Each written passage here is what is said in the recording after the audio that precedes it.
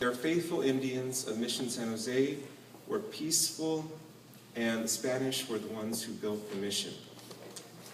And for me, this is an injustice. No California Indian children should have to be embarrassed like this when going on a tour that's mandated by our state, and to hear these lies fed to them. The Indians of Mission San Jose were not peaceful, they were not faithful, they were attacking the buildings, they were burning down the building. That's where the rebellion started with the Stanislao.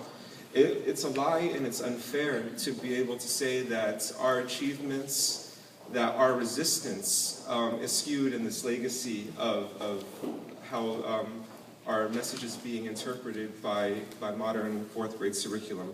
So what I try to do when I'm at Mission Dolores, as much as I can, is to tell the truth. When I was hired to work at Mission Dolores, the priest, once again, told me that when we're in church, and Mission Dolores to this day is a church, we are supposed to tell the truth, because the truth sets us free.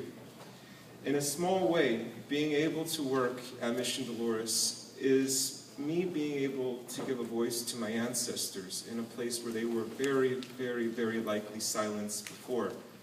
And it's a responsibility I do not take lightly at all.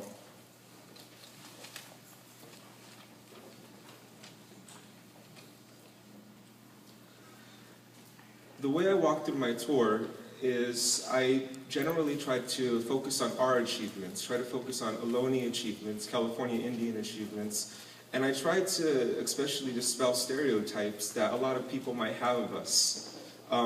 Using our museum as a focal point, I'm able to tell children, we did not have teepees here in California, we did not have moccasins, we did not have dream catchers. These are beautiful things, but they aren't part of our cultural tradition here. I'll tell them instead, we had abalone necklaces, we had flicker feather headbands that covered our heads, we had basketry, ruways, tule houses. These are part of our cultural tradition here.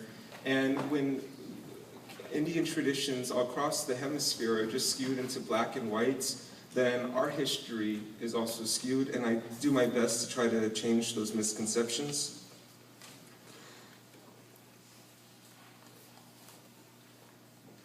We have a mural at the mission where I do my best to try to discuss the issue of genocide, because I feel that there's no age that's young enough where this issue can't be discussed, because growing up, I rarely heard the issue of genocide come up involving California Indian people.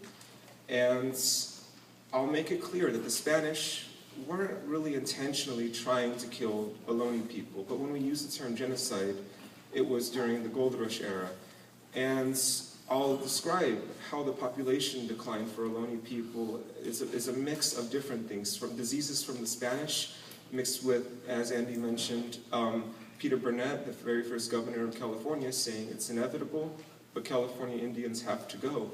And when you have state militias going across California and intentionally killing California Indian people, killing Ohlone people, in my opinion, that is a genocide. When you have 90% of our population decline, and you say, oh, it was a time of culture clash. That is not culture clash. 90% of a population dying is a genocide. So with fourth graders, what I do my best is to bring that message home, and I will say, imagine 10 of you here, imagine 1 of you left. For Ohlone people, this is what has happened to our population. But despite all of these horror stories, and there's no word for it, what I've been calling it in Chocheño, it's maruts, which is the word for darkness.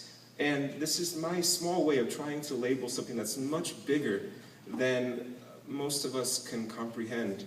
But being able to be there as a descendant of these people is, for me, in a lot of ways, it's a special obligation, because I'm able to say that despite the missions, despite the Gold Rush period, despite the massacres, despite Peter Burnett, despite all of these things, when for a long time being Indian meant shame or discrimination, being able to be here as a descendant of these people 200 years later to tell their story is also a testament to human perseverance. I'll try to, on my tours, once we're inside the old mission, which is the exact same building that my ancestors, my great-great-great-great-great-great-grandparents were baptized and married in.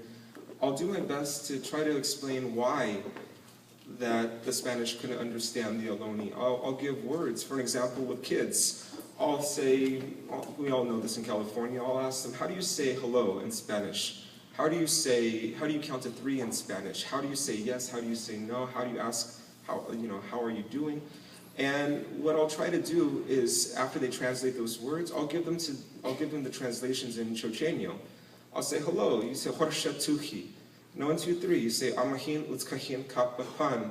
For yes or no, I'll say Hie or Akwe. And you understand that the languages had no similarities, and it brings the message home to 4th graders that when you have languages with no similarities, that people aren't going to understand each other, but they also aren't going to understand each other's cultures. I try to tell creation stories for Ohlone people, and I do this because, in my mind, this is our way of trying to show that there was a very, very, very strong culture before the Europeans arrived here. We had our own religion. Our stories, despite all of these difficult situations I'm telling you about, still exist and are still passed down for Ohlone people, even to this day.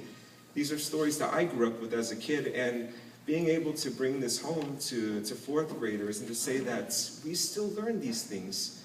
We still know our traditions. This is a big deal because it shows that there's this cultural continuity that continues all the way into 2012, into the modern day. The issue of genocide, I want to bring a letter up because I received a letter from a teacher about a week ago, and she was a teacher and she wrote to me. She said, Vincent, I cannot tell you how happy and excited I was today with the tour you led us on this morning. As I said, you were the first person and the only person I have met in the mission system who spoke the truth of the effect of the Spanish invasion of California and how it was affecting native tribes. But the real marvel today is that you got to change a life. We never know how our words will land on others' ears, and your words made someone really stop and think today. Do you remember the tall Caucasian man who was asking questions about the missions? When you used the word genocide, it really shocked him, but in a strong way. We had a long talk about the Spanish conquistadors and the American treatment of native tribes.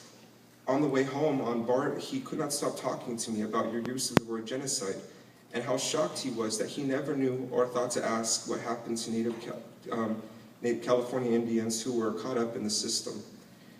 As he left, I challenged him to think and to teach his daughter to ask for whose benefit and at whose cost in her classes.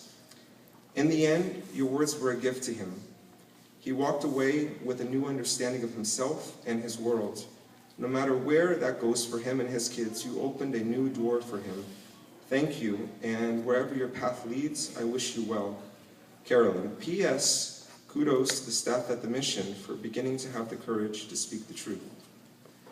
So for me, this is validation that a lot of the changes we're trying to make at the mission and telling an honest story and not sugarcoating things, so California Indian children will not have to, at least at Mission Dolores, have a tour like how I had 15 years ago when I was a child that's humiliating, embarrassing, and also factually inaccurate.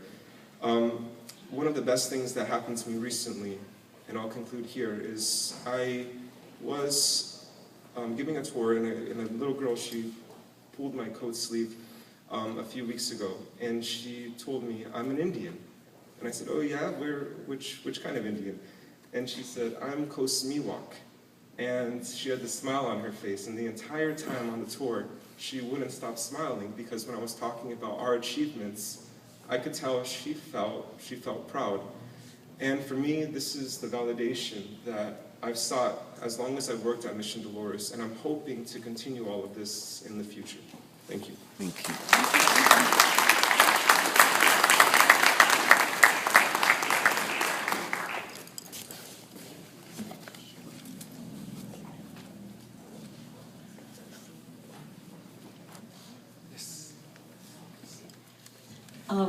I I don't think that we need a lot of Turn it wrap-up off. here. We're running